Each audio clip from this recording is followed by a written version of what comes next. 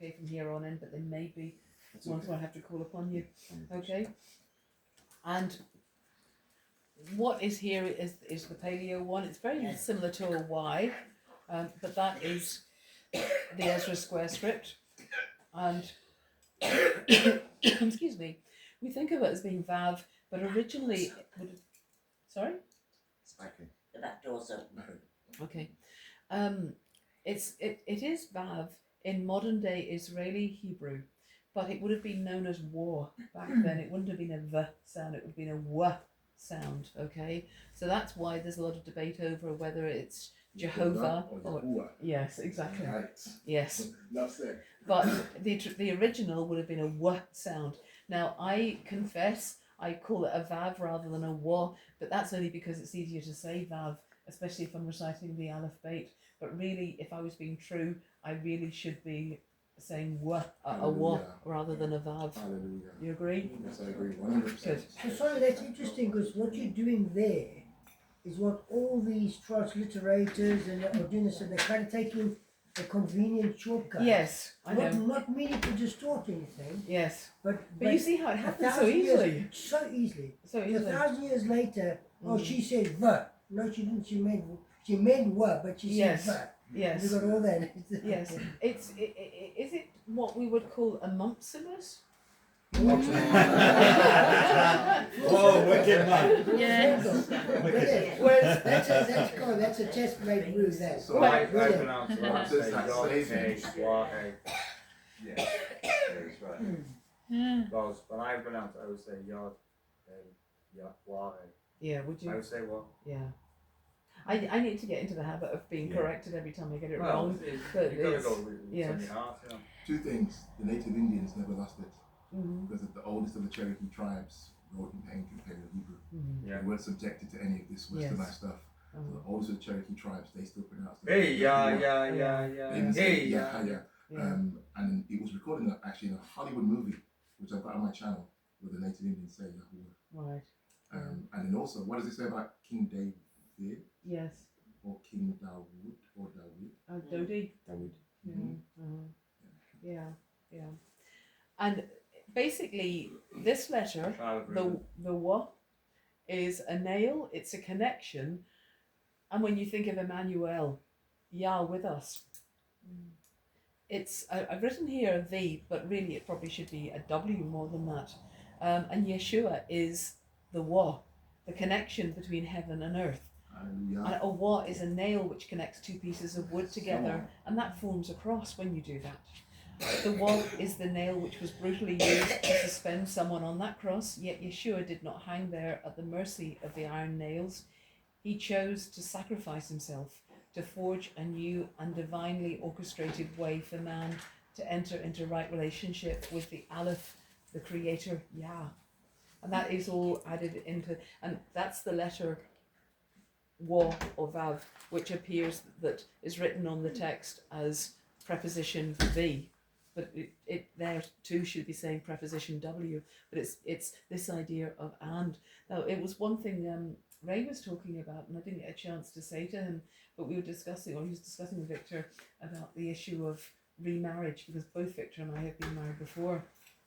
And I think what is often misunderstood is that when Yeshua said that it's wrong for someone to divorce and then and remarry, what he wasn't saying it in the sense that we think of it as it's wrong to do action A and action B.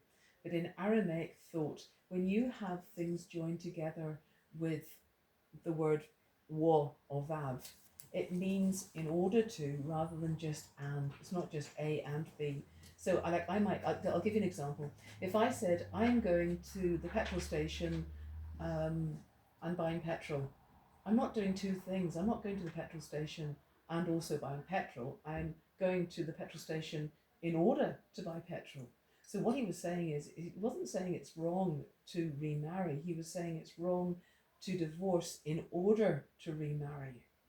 That's what he meant, rather than it's wrong to do A and B. Okay?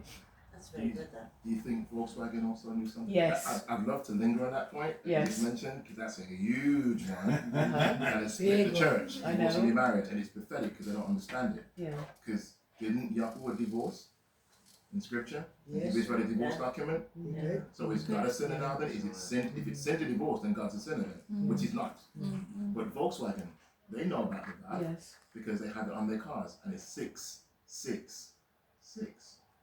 Oh Two yes. V's Yes. together. Yes. They just put 2 V's together makes the one. Yes. The one. Yeah. That's So good. Volkswagen is 3 V's, Yeah. It's also World Wide Web. Yes. which is still 666. Yeah. Which is also And 6. they won't buy or sell without the World Wide Web. Upside down is down. But like that. it does talks about Corporation. not Policy and policy. it's the Yeah. value of it, the total of it, not it adds up to it rather than just being necessarily the And it says letters. it's a number of a man as well, didn't it say? Yeah, it's multi-layered. Yeah.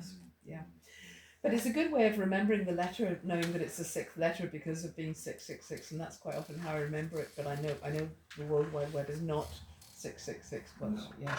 Okay. Everything, barcodes on the stuff you buy comes, there's 666 in the barcode, so Mm-hmm. we've not taken the mark of the beast just because we bought a product from. No, it Yeah. was that back in the 80s, it was that, Yes. wasn't it? Oh, Yeah. gosh.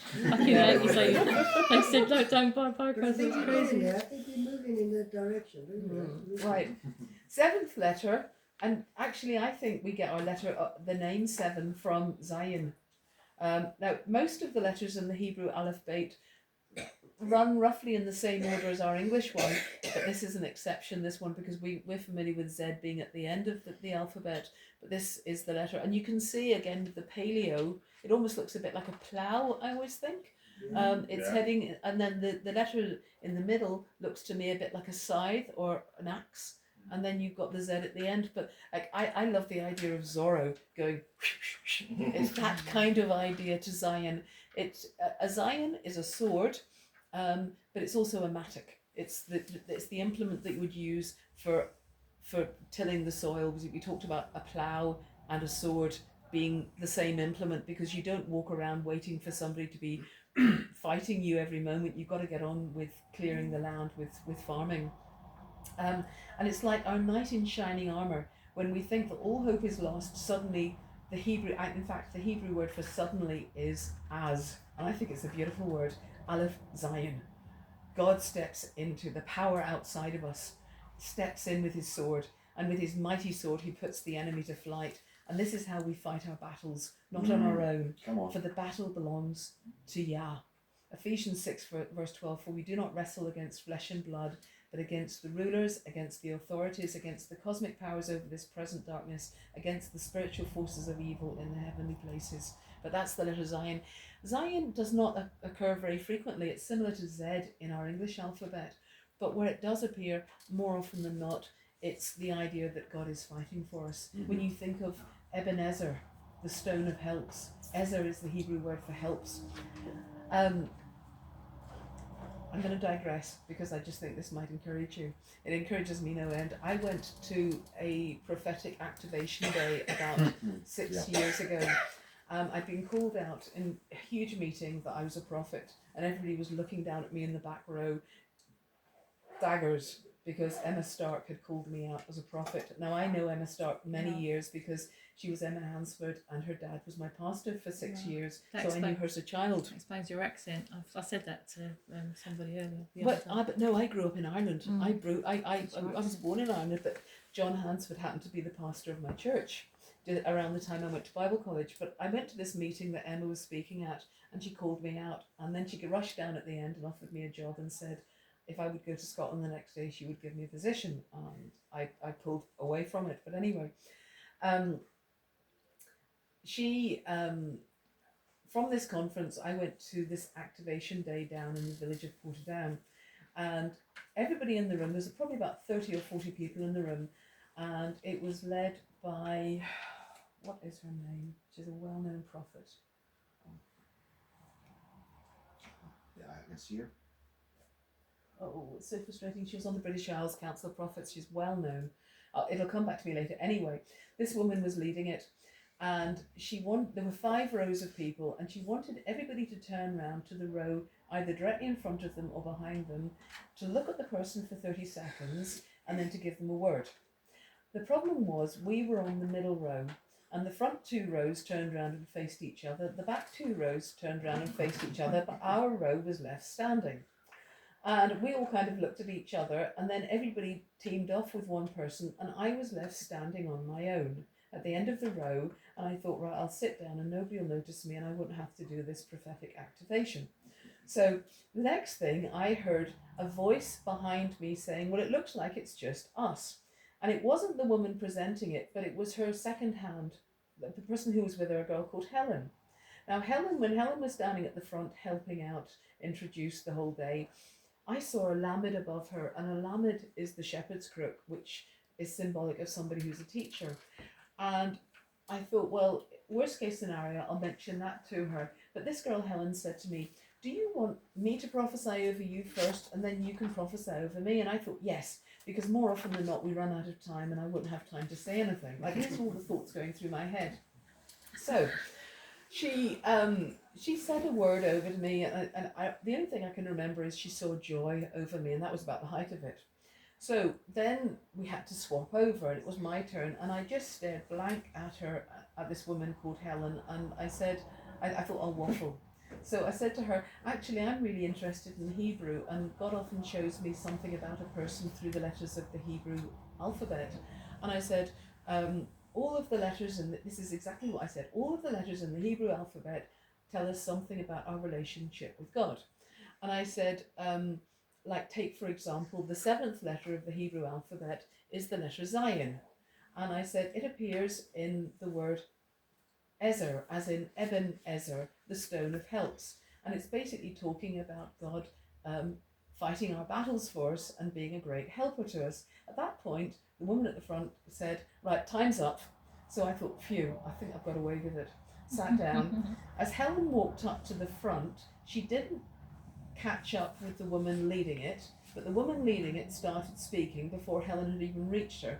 And she said, I talked to you about the fact that people prophetically often see things in colours or in names, but one thing I forgot to tell you is there are some people who hear God speaking through the letters of the Hebrew alphabet. Well, Helen turned around and looked at me as if, you just said that. And this woman has just said this at the front of the room. So at lunchtime, Helen had asked me if I would tell her about my first book, because she wanted to meet me to send her some information. So I went over to Helen and asked her for her email address, and she gave me her business card, and I put it in my wallet. When I got home, looked at it, discovered her name is Helen Ezer. Oh, wow. True story. That's prophesying a name. Yes, I've actually prophesied her name not knowing it. Wow. Like, it's just crazy how God can do things. It's funny, you know. Yeah. A man many years ago came to Conway, and we used to have a little fellowship there in Conway, about 20 odd people every week. And a man came from London, and he gave a message, and his message was entitled, would anybody like the gift of tongues? And he gave his message, and then afterwards he asked us all to stand and, you know, receive. I, at the time, thought to myself, well, it's not going to happen for me, that's it, you know. But my husband actually started speaking, and he sounded to me, I was aghast. I mean, I knew him absolutely well, and I knew he wasn't going to fake anything. Yeah. And all of a sudden, he started speaking like a Chinaman. And the other man, Wow. who was Sid from Liverpool, he was a very knowledgeable Bible scholar, and he was so knowledgeable, he was tremendous. And he started speaking with another language.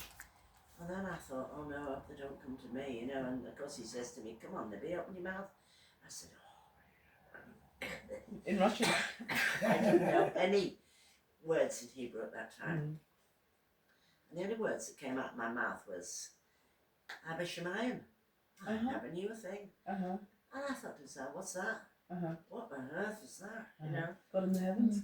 Yes. Our Father in the heavens. Yeah. I can't believe it. Yeah. Yeah. Ross, Yes. how come you're allowed to digress and we are not? Because she's a teacher. Yeah, her drive. Okay, if you didn't want to hear that story, you can delete that story. I'm messing. No, that's a good story. I like that. Right, the next letter probably, I'll need a chet from you, honey. Oh no, chet's okay. Right, a chet is a ridge, a wall, a fortress. Okay, that's what it looks like here, and this is what our letter H. You can see the flow. Now, if you're wondering, if you're thinking this looks more like a ladder, if you think about a Bedouin tent, or if you think about what the type of tents that they use up in what's that country that begins with an M that's near China? Mongolia. You see the round tents. They're built like strong walls around the edges, and then the skins or the fabric comes down over the side of it. But it's the idea of something which separates you from the outside. So it can be a fortress if it's God protecting you from danger outside, but it can also be a dungeon if the word, in actual fact, the Hebrew word for sin is chet. Some people often write it as chet, but I never write it with a ch because it encourages people to say ch, and it's not a ch, it's a ch, as in Bach, that kind of idea. And we often think that it's alien to us, but words like chemistry, it's not chemistry, it's that sound. And Jeez. and we are, but the other thing is, we talk about, I don't know whether you do it, well, in actual fact, the reason Victor's saying cheese, If he likes it. no, he knows the Hebrew word for a delicacy, such as cheese, is chem. And that would have been one of the first chemical reactions that they would have witnessed, would have been milk souring and becoming what was then thought of as a delicacy, because once you've got cheese made, then you can store it and use it for a long period of time. Jeez. But you don't make it deliberately because you want the milk for something else. And even now in Israel, cheese is extremely expensive over there because they just don't have enough resources to make it regularly. They have to buy it in. But this ridge or this wall or this fortress is a chet. If you look at the paleo, if you think of this as being like if you could imagine that was like a round circle, and this is like cutting into an intersection of it. But like a chet is something that protects you. I love the Hebrew word for grace. It's chen. It's where we get the name Johanna from, Joanna or John. Chen is God is gracious, God shows favour. This idea of grace is the idea, as I said the other day, of sitting in a circle, and I can see Gary's shortfallings. I can see if somebody sneaks up behind him to scare him. You can see my shortfallings because I've got blind patches. You're looking out for me. We're all looking out for each other.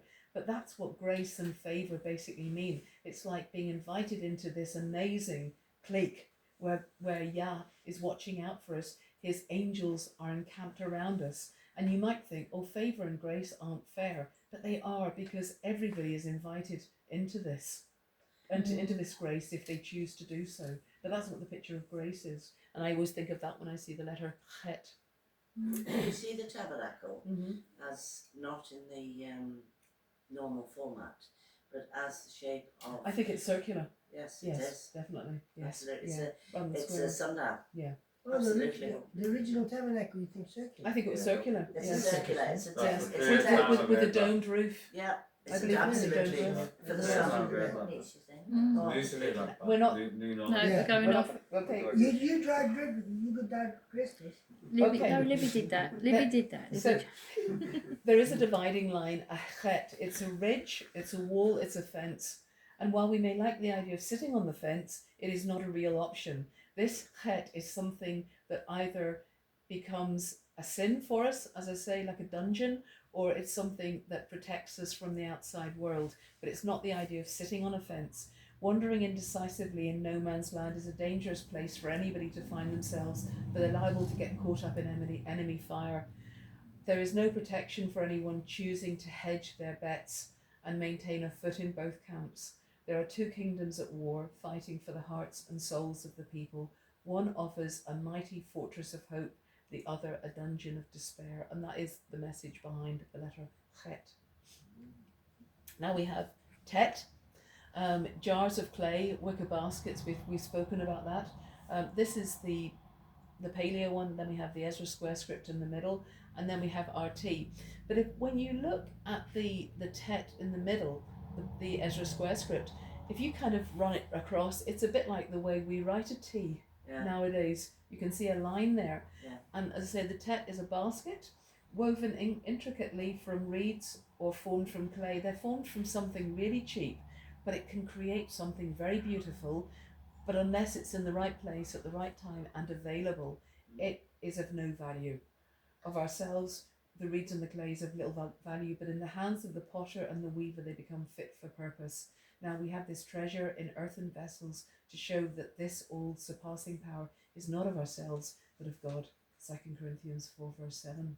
And the tet is in the calendar also. Is it? The basket. Right, you have to show me that. And the clay jars Okay. in the Qumran. Right.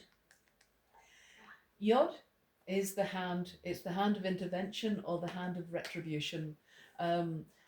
If you've ever looked at a photograph of somebody in a Jewish man at the Western Wall reading the Torah, they have this long pointer with a tiny little hand on the end of it, and that's known as a yud. And they use that to point out so that no oil from your hand comes into contact with the actual writing.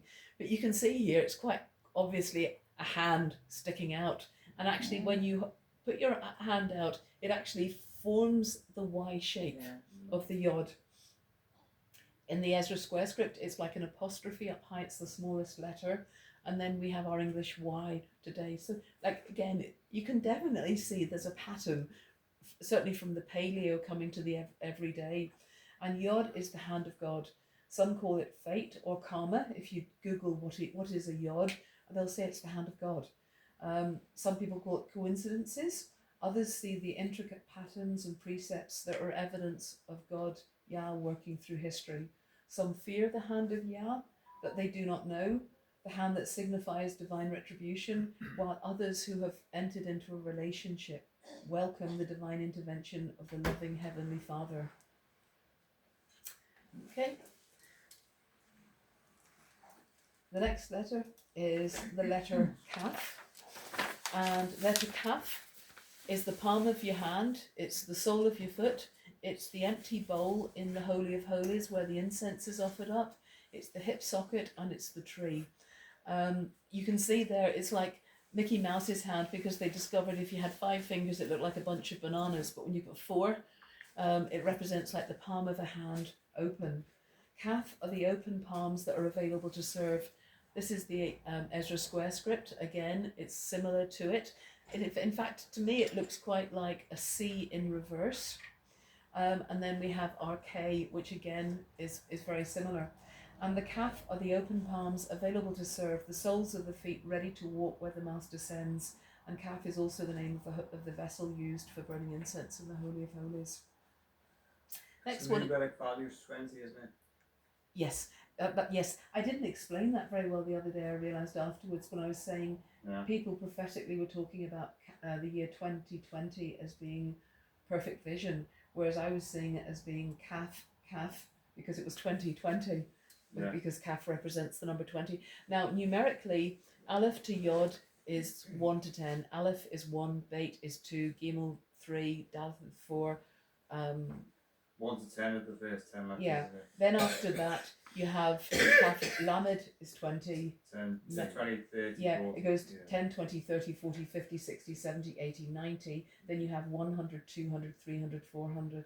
400 is the last one, isn't it? Sorry? 400 is the last 400 is the last one, yes. Now, in some circles, they also put values to the final forms and make them up to be 500, 600, 700, 800, 900. Yeah. But in biblical times, few people would have had more than 400 of anything. So 400 was generally high enough to reach. You said something that just reminded me of it, and I've just forgotten again what I was going to say. But oh yes, I do have a very interesting talk on gematria of the eternal bisection, but I don't think we're going to have time to do it. No. It basically is looking at the genealogy of Yeshua and the value of the names and how they multiply out with the same formula. It's absolutely incredible. Yeah, but you guys Hey Yahweh is in our DNA. The yes, numerical value of the it. 26. Yeah. Yeah. Okay.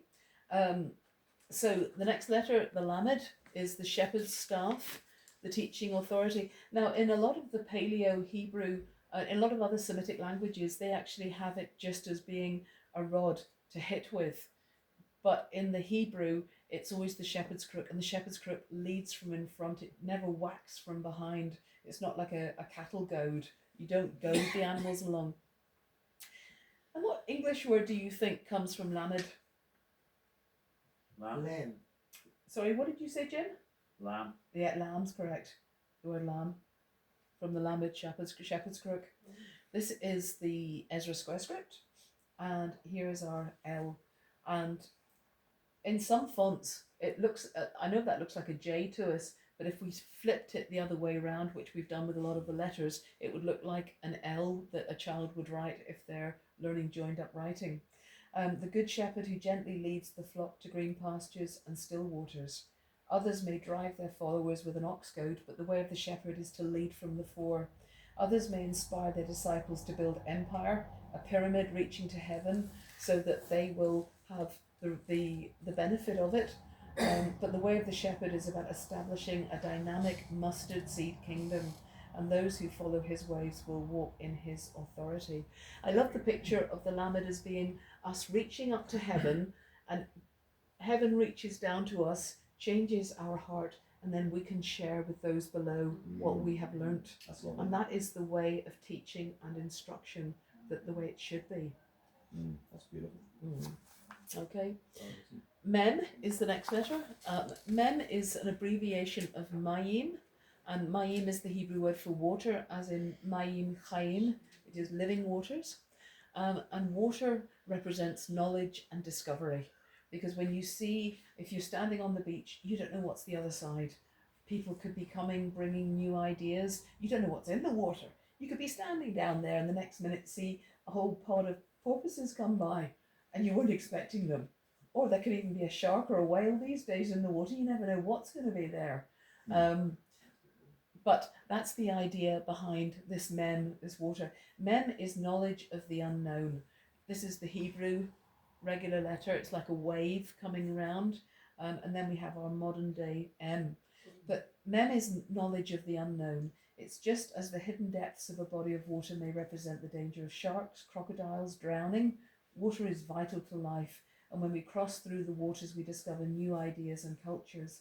And the letter mem represents knowledge that is available to all who would seek to discover truth.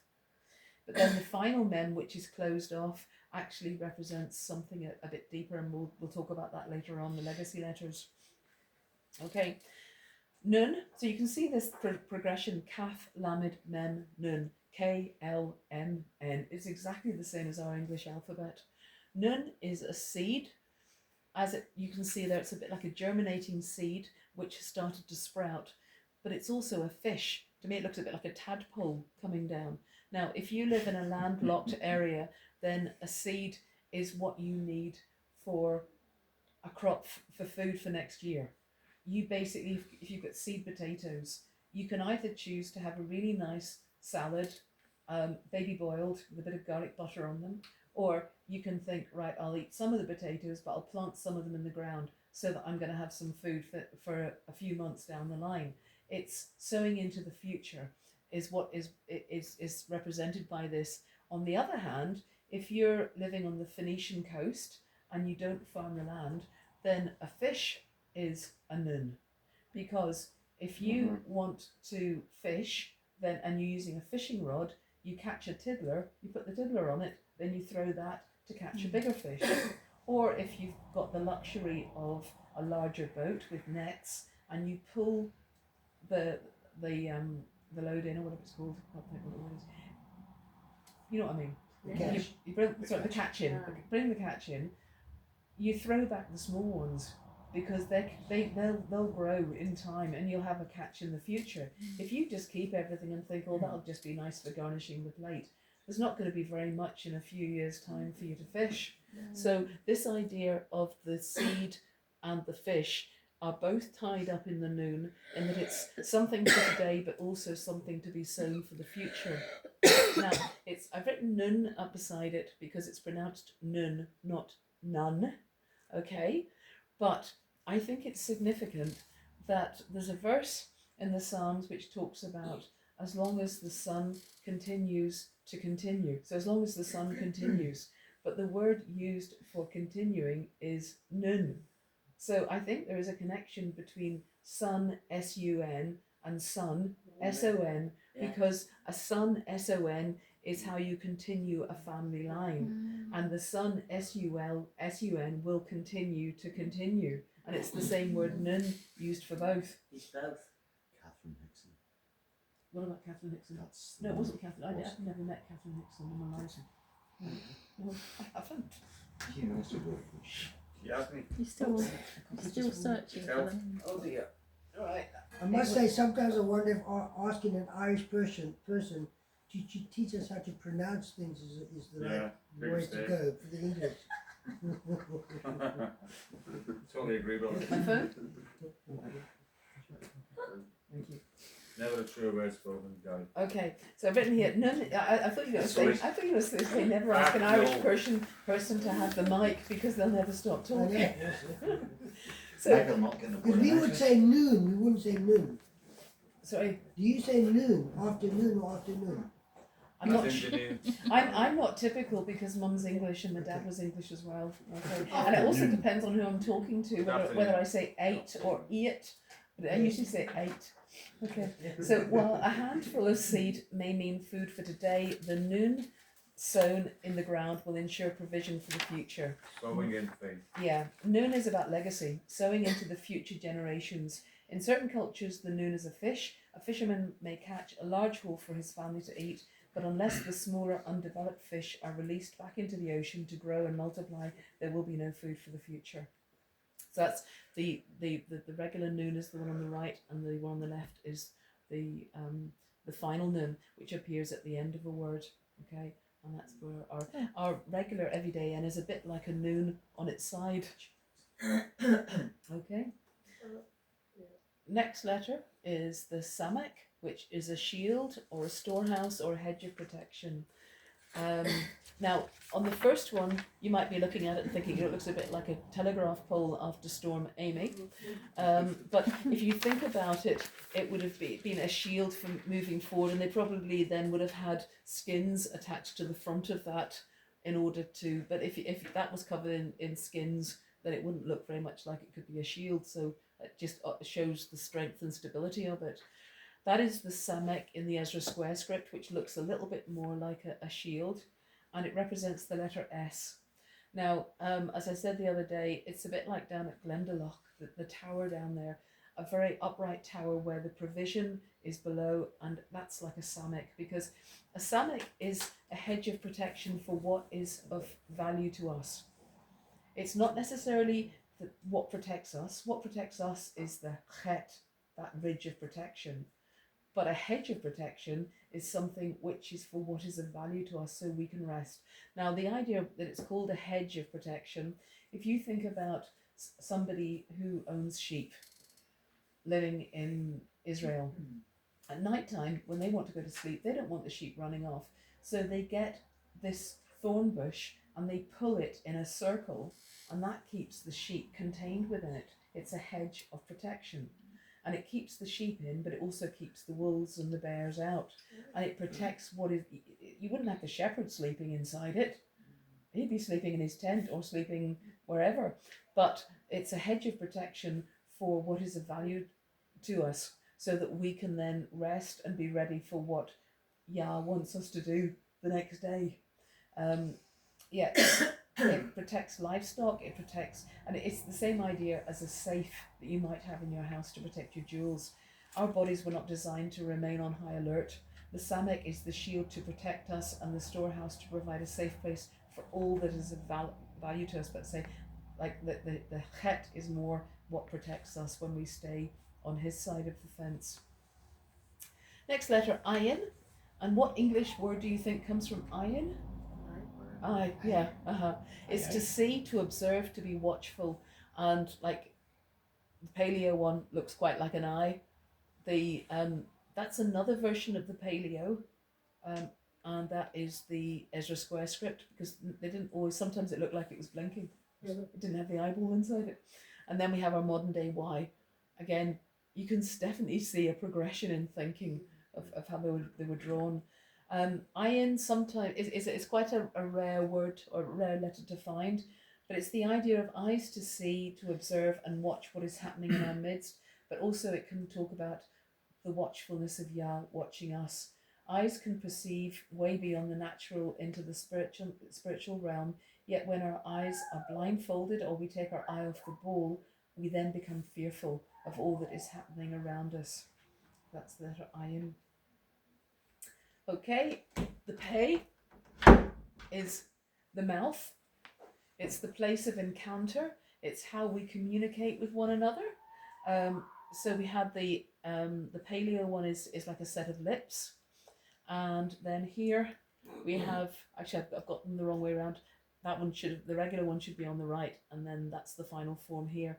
But this is the mouth here on the side of a face. So this face is facing in this direction, looking this way because we read from right to left. So the mouth is here, and it's the place where we encounter one another, we encounter ideas, we talk to people, we kiss with the mouth, and then say the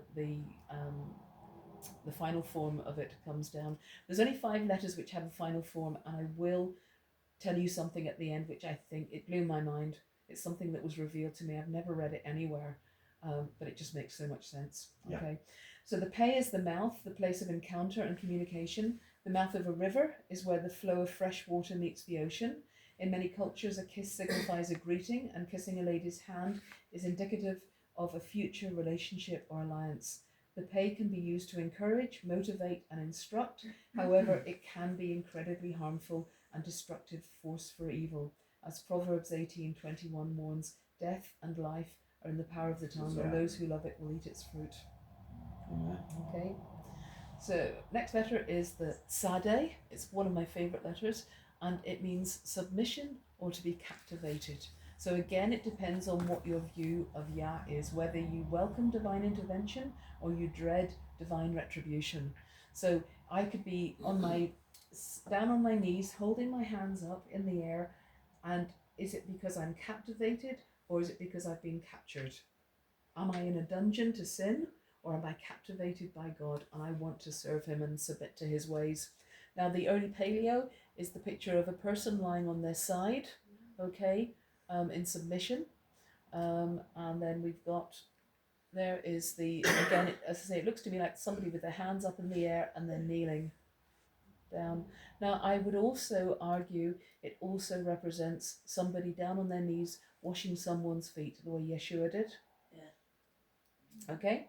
And it's the TS sound, which we tend to think, oh, but TS we don't think of. But you do when you talk about hats, coats, tsunamis. We regularly say T and S together. It's just we don't have a letter which represents Sade directly.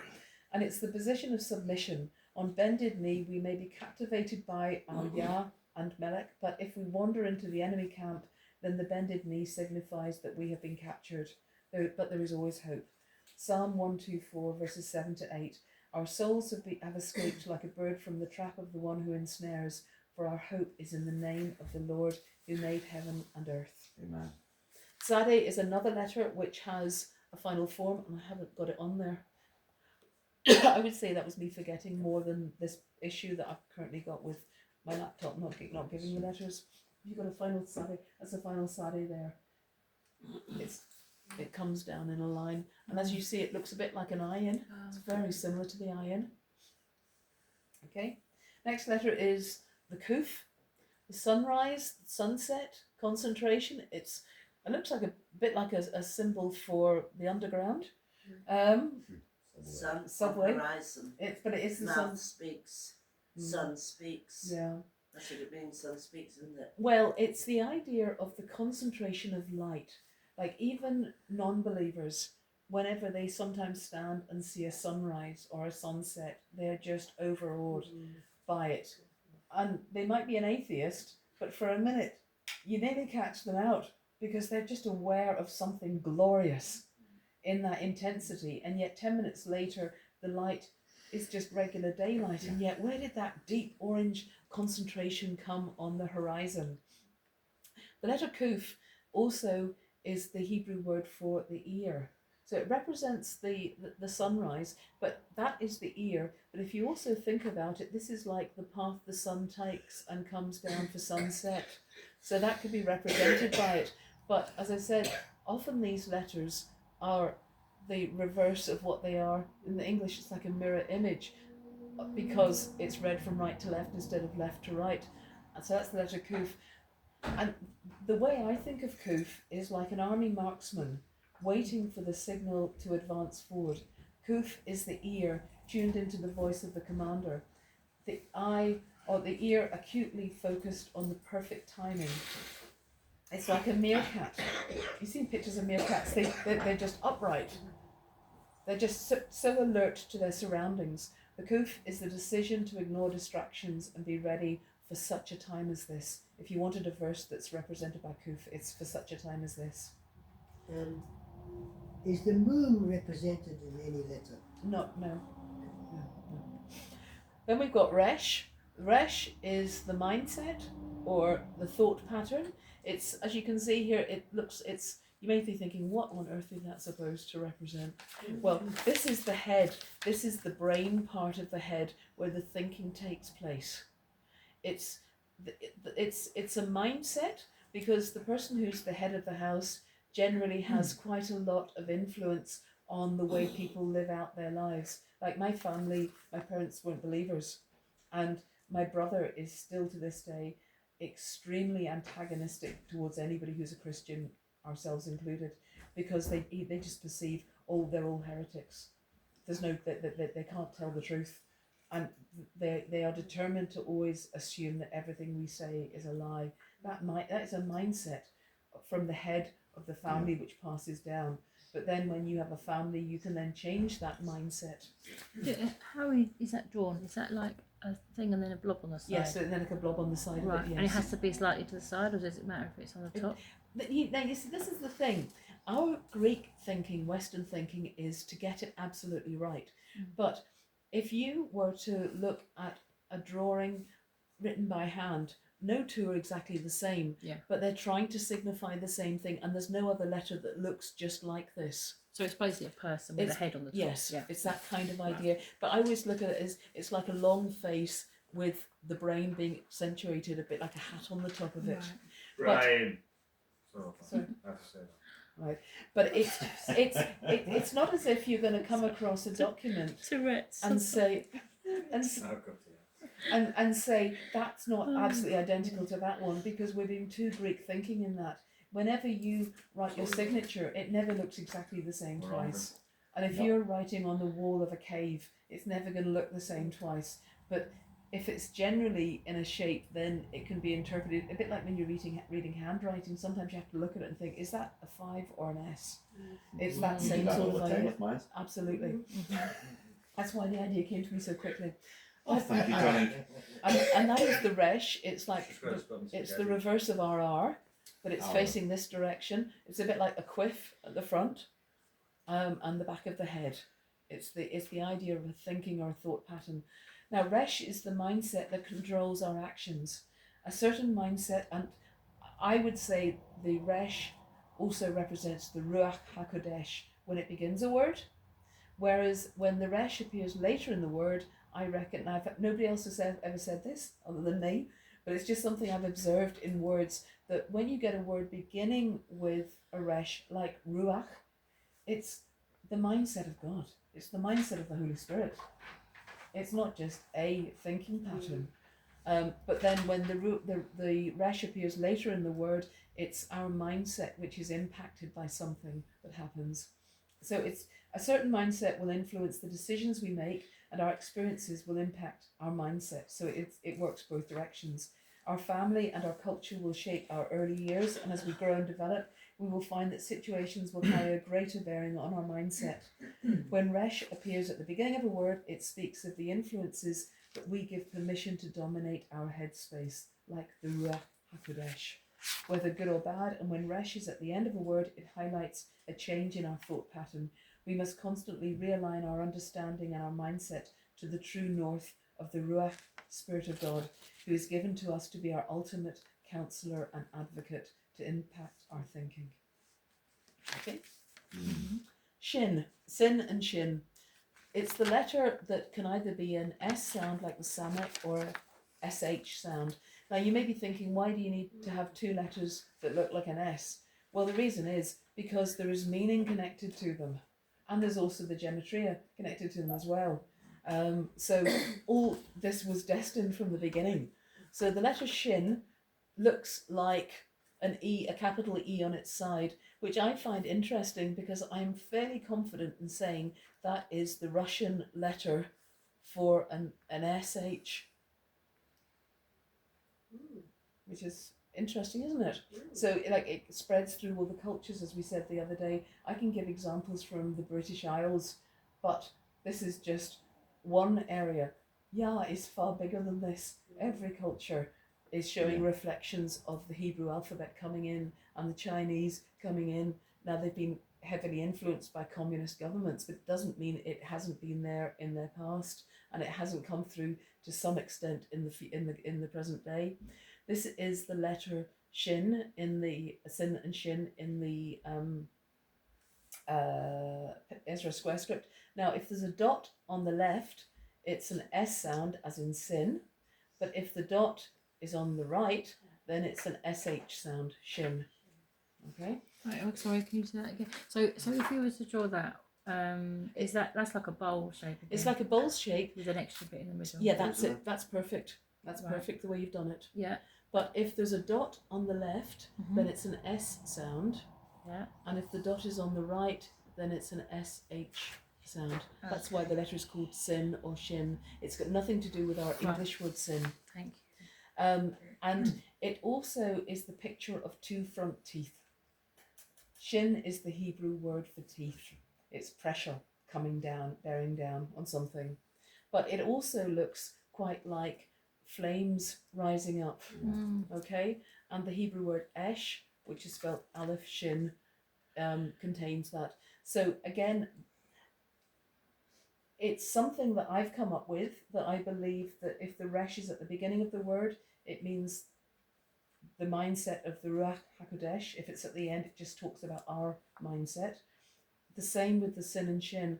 I believe that if the letter appears at the beginning of the word, it's talking about pressure, chaos, the pressure that we sometimes feel around us. It's that sort of thing. Whereas if shin is at the end of a word, then it's talking about transformation. Because if something has been chewed by your teeth or cooked on a fire, it changes, it transforms from being a runny egg to a boiled egg, a hard potato to a potato that you can consume, a rare piece of meat to something that you can eat. Similar with your teeth, when you chew something, it becomes palatable, that you can swallow it. So I believe there are depths to all these letters that we haven't even discovered, but I've just observed this in words, that if shin's at the beginning of a word, it's often talking about chaos. So if you think of the word shalom, shalom is in the middle of chaos. When you're feeling the pressure all around you, you follow the lamed, the shepherd's crook, and it leads to the final mem, which is knowledge and understanding yet to be revealed, but you are feeling that peace because you have come through that process. But it's very difficult to feel shalom unless you start out from the position of chaos, because otherwise it's just like being on drugs. You have to have that contrast there to actually have it coming through. The Paleo-Hebrew meaning of shalom is to destroy the authority attached to chaos. Yes. It's beautiful when you understand what shalom That's brilliant, means. brother. Yeah. Would you this is something that I'm not saying this is something I've read, something that Father showed me back in my Christian days, and I thought, wow, and it led me to want to start studying the Hebrew language more. Mm-hmm. In Acts chapter 2 verse 3, Mm-hmm. in the upper room, it says they saw what looked like tongues of fire that then separated over them. And I saw the shin, as I read the text, I saw the Hebrew letter shin, which looks like a tongue, and it split. And when you separate it, it looks like a vav in one sense, over them, which is again Yeshua, the covenant, and it separated, and it divided, that letter divided over all of their heads, and then they all began to speak with languages. Ah, yes. Not babbling, not kundalini, but Mm. languages, which was Yeah. what was changed from the Bible. It Mhm. used to be languages, Mhm. then they changed it from languages to Yeah. tongues, Yeah. and then they added the word unknown in the Amplified Bible Yeah. to make it Yeah. make us believe Yes. it's something that we Yes. don't know. Yes. But it was actually known languages of the earth that they Mm. spoke. Yeah. Yeah. But anyway, Just quickly on that point, because I think, you know, the word peace, I've heard in that first paling, whatever, that there's a sword in that word. Is that right? Because it's that same principle of peace is about a sword coming to destroy the chaos, to bring peace. So I've heard that the original word peace has got the sword in that picture. Is that not true? I've never heard that, but there might be another word for peace other than shalom, which might have a zion in it. That's possible. That's what I mean. The Yeah. Zion, Yeah, if and in you said actual fire, because that's also fire. yeah, Our God is a consuming fire. Yes, exactly. Shin is teeth and fire. yeah, yeah. So fire does destroy, and fire will consume, and fire will refine. I love that definition. Just say it again, brother. The definition of destroying So chaos. the meaning of shalom, when you look at the Paleo-Hebrew, is to destroy the authority attached to chaos. Wow, that is brilliant. So when you think of a shepherd's rod and staff, it symbolizes the authority. You got the Yod He Vav He on it. Its father's name, and the staff represents authority. Yeah. Destroying any other authority in the earthly realm and in the heavenly as well. Sounds good. Go ahead, Ron. But it leads to the final mem, which is Right. something that we cannot explain to anybody. The regular mem represents knowledge and understanding available to everyone, but the final mem is something deeper than that. It's something which you just know in your knower, but you cannot argue it out. And in actual fact, I think that's probably why there's been so many kind of frustrations, because there are things which Yah has revealed to all of us, and yet how do we prove them to everybody else's? And you can't when something you have in your knower, but all you can do is run with what you believe has been revealed to you, Yeah. and be open to change. But when he reveals something to you, you just try to get clarified that makes sense of it. The mustard seed. Yes, mustard seed indeed. So hence the scripture, and the God of peace will crush Satan. Mm-hmm, And absolutely. not the God of war, Mm-hmm. the God of peace will crush Yeah. Satan under your feet. Mar Shalom. They're the same. So the Hebrew word shinui is the Hebrew word for change, which is why I believe I'm on safe ground saying it's got two meanings. It's the idea of pressure, but it's also the idea of change and transformation. No one can avoid pressure, for it's part of life, but we can control our attitude, our stance, and our response. And how we position ourselves affects how the pressure will shape us. Shin is an external influence that causes change and transformation. Now, the final Hebrew letter is the letter Tav or Tau, correctly, the sign of the covenant. And that is how it was written in the Paleo. It was basically two cross sticks. It's where the agreement was reached. But Ezra didn't like that, so Ezra came up with this letter instead. Okay? It's also the armillary. Uh-huh. The armillary. Yeah. The two cross sticks, Mm-hmm. which define when the day of the spring equinox with the straight line, you have to have the armillary to do it. But you also need the cross sticks when you're ploughing a field, so that you can go in a straight line. Yeah. It's the sign is there the whole way through. For the scientific mind, there is, when we're talking about equinoxes, if you're more like an IT person and you want to get the software that's free to know when the equinox is, you need to look up something called right ascension and declination, and that's what that is. Well, It's 0, 0. Right. 0 right ascension, RIGHT, Mhm. right ascension, and 0 declination. So it's where the horizon Mhm. and the latitude is it from top to bottom, north to south, when they meet and when they cross on that day of the year when there's 0, Wow. 0, it's March 20th. That's It's it. even down Wow. to an hour. So That's if right. you Google it on the internet, it'll give you like 9 a.m. in the morning Yeah. or 2 a.m. in the morning Yeah. is when that 0, 0 hits. Wow. That's right. on And it's the like the 21st. crosshairs on a gun, on a Yes, rifle. yeah, and that's when you know you've got Takufa, Yeah. Yes. of which there's 4 throughout the year. But That's the right. main 2 are the spring and 100. So what That's about right. the binding of the two sticks? What's it, Joseph and Ephraim in beauty and those two sticks? yeah, Yeah. and it's Is that what yeah, did that as yeah, well? they're Sounds different. them there, yeah. But you see, that was when two people are trying to come into agreement about, right, my ground comes this far, then beyond that river is your ground. You actually mark it with two sticks. and even today, like I love watching programs like Opal Hunters or Gold Hunters, and You use 2 sticks. they go and they put the sticks in the ground to mark out the 4 corners of their plot before they go and register it, and they tie something to it just to signify that it was a fresh stick, that it was not one that's been sitting there for 10 years. But it's still done today, and you have to tie the sticks together so they don't slip. But where the 2 sticks, this is my way of thinking, this is Gary's way of thinking. Where we come into agreement at that point is where we've come into covenant. We've come into agreement over something. Thy rod and thy staff. Mm-hmm. Yeah. Oh, there's 2 there, Yeah. The 2 sticks. 2 sticks. And as I said the other day, like signing contracts, it's only the last 100 years people have been able to write their names. The way, if you inherited property, your solicitor would have said, right, make your mark there. Your mark would have just been how you did an X. This is the thinking that has been since the earliest of times, to mark a covenant. So just quickly, so with a cross, I know a lot of people say the stake. I want to get to the good bit. I'm not going to Oh, get sorry. to it. Right, what are you going to say? No. If you're going to touch on it, then It's not touching on it. This Yeah. is what it's building up to.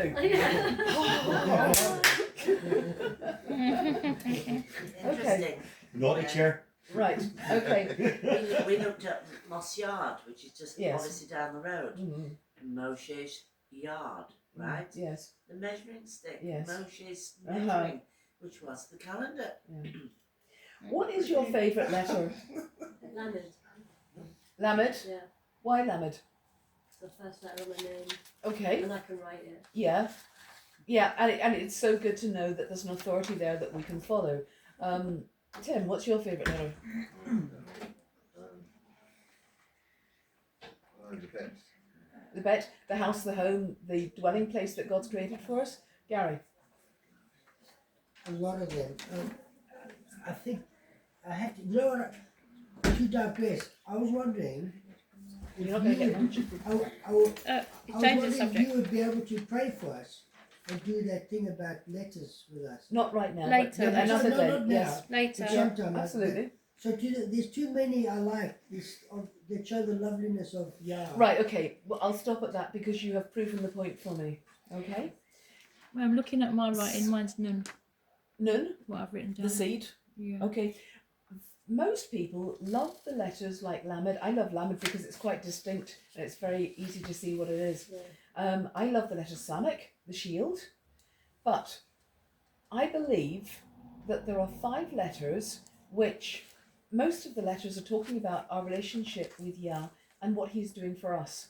But I believe there are 5 letters which are more about what we do for him. It's when we become like him, then we want to be like him to others to reflect what he is like. Okay? Now, when I was taught Hebrew, I was taught that, I'm not going to use the slides because otherwise we won't get through all this.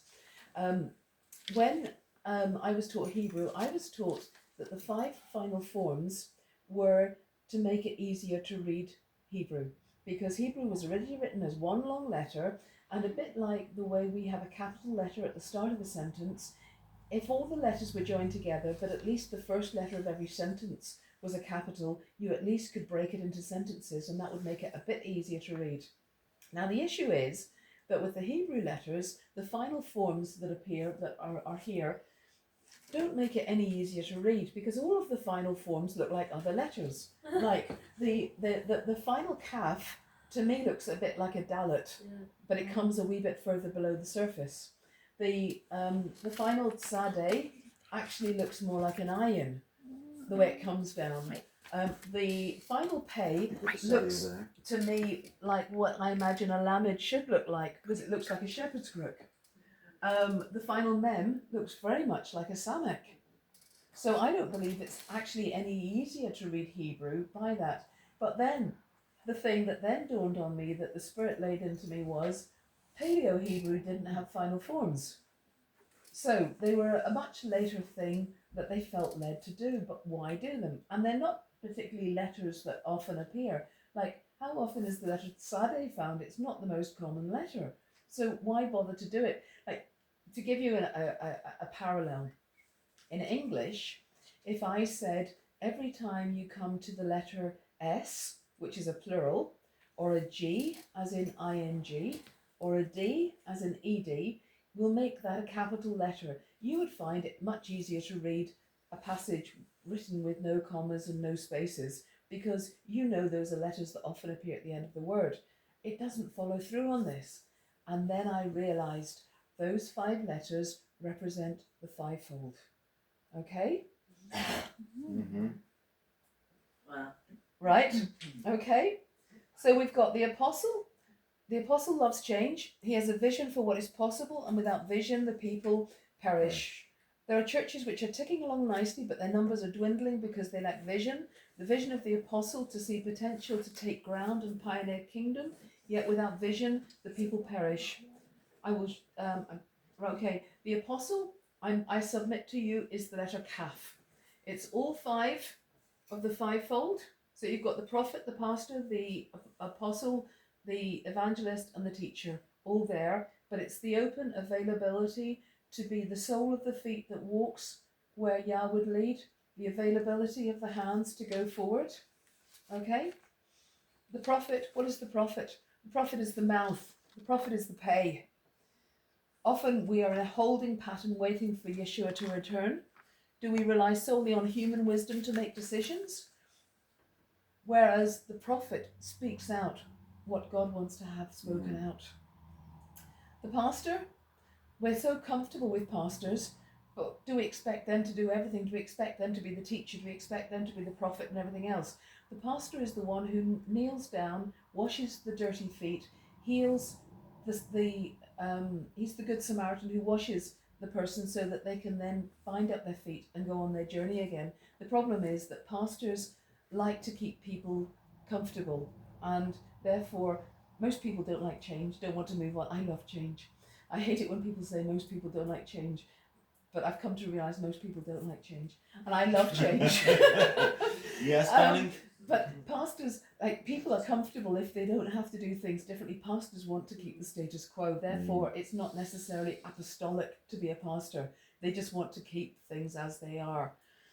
The teacher, what do we expect from them? A sermon for everything? But the teacher needs to be bringing fresh revelation, fresh things that people have never heard, that they can then search it out for themselves and see where the truth is. Who is being taught in the place? Oh, I'm not sure where I wrote that. Anyway, the evangelist, where are the Billy Grahams today? There's a guy, Richard Hastings, that I know, who in a year saw 111 people saved because he just went out and chatted to people, and he had a prophetic mantle. And they heard the God who sees Elroy when they went out. I know I'm flying through this. I talked the other day about they that wait upon the Lord. It's about rope building. It's building rope in advance. I'm not going to go over this again, but I can explain it to Caroline? Lindsay, sorry, if necessary. Right. But waiting is not killing time, it's making rope. Why do we need rope? This is bringing it into land. Why do we need rope? To make or repair fishing nets, that's the evangelist. To rescue someone or something, that's the pastor. That's the pay. To scale a wall and take ground. The nun is, I'll come to this. I'll keep going. To scale a wall and take ground, that's the apostle. Guide ropes to move heavy objects, that's the teacher. The line ropes and plumb lines to build and keep the stones aligned, that's the prophet and the apostle. The guy ropes to keep your tent standing, that's all 5 need to be able to use ropes. Now the Hebrew word for the notch in a tent peg that prevents the rope from slipping is known as a palal, and that's the Hebrew word for prayer, the same word as prayer. And it's also the same word for the groove in a curved Semitic sword known as a shmitar. I've got a shmitar. Without the groove, it will be impossible to remove a sword after striking a blow because there's a suction when you pull the sword out. You need to have those notches. The notch in the tent peg and the groove in the sword are the very same word as the Hebrew word for prayer, as in 2 Chronicles 7:14. Palal is to pray or intervene. The verb palal can be used in the sense of to judge, but when it's used in the reflexive, it means to judge oneself or to pray humbly. So the 5-fold governance brings strength, vision and direction, creates momentum, unity and balance, draws others in to work together. Rope making may not be perceived to be a glamorous occupation as decision making or attending planning groups and board meetings, But the vision to build and take ground, to guide and teach, rescue and release those trapped in a dungeon of despair will bear a distinct correlation to the time spent waiting upon the Lord and creating a work that will be crucial to the success of all of these tasks. Each of the offices of apostle, prophet, evangelist, pastor and teacher must be mindful that their ability to pull the tent in their direction is not necessarily the correct approach, for a tent will not remain standing if one of the guy ropes is causing the other ones to be distorted. Every rope must be secured by prayer, the palal or notch in the tent peg, which prevents the rope from sliding. So what we have here is the calf. Sorry, okay, I'll go back. Yeah, I was hoping for that one, thank you. Okay, the calf. I say it doesn't make it any easier to read them. Okay, so the calf is what I believe are the legacy letters. They're not just final forms. The calf. Sorry, I'm not coming to that. Sorry. Is this in We your don't book? have time. Yeah, a lot of this is in my book. The calf are the open palms available to be used at the master's bidding, offering a sweet-smelling sacrifice of incense in the Holy of Holies. The living sacrifice, relinquishing all demands and handing over authority, ready to do his will, his hands, his feet, his bride. The mem, or the final mem, is a revelation that brings insight and discernment to the situation. Some people search for knowledge simply for the sake of wanting to know more than someone else, for knowledge can puff up. But this final mem is when God reveals blueprints from heaven and entrusts us with something that will help us see the big picture from his vantage point and respond with faith. What was the one before? Was that calf? Calf. Okay. So the five letters that have what's known as a final form are calf, mem, nun. Nun is the seed. Reaping and sowing makes sense in the natural realm, but sowing when you have no idea whether you will benefit from the effort is entirely different. Sowing regardless of who will reap the rewards is a selfless act that cares more for legacy than self-centered ambition.